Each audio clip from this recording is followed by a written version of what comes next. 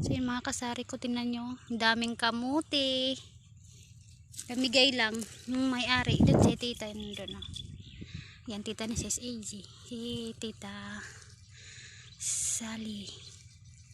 Yan, may dala si Sis AG na sako. Ayan, hindi namin alam. Ayan, binigyan kaming daming kamuti. Mayroong pang sibuyas doon. So ayan, pipiliin namin yung magaganda pa.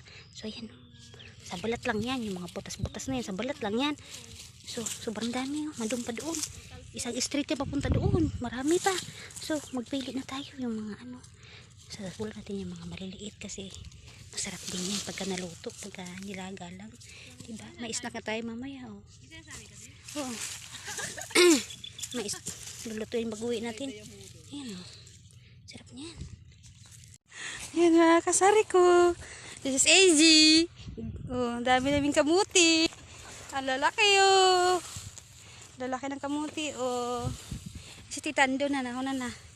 Oh, siya nagbungkal dun sa mga tinatago lang sila sa dahon na ere. Yan, binigay lang to. Free. Pwede yan.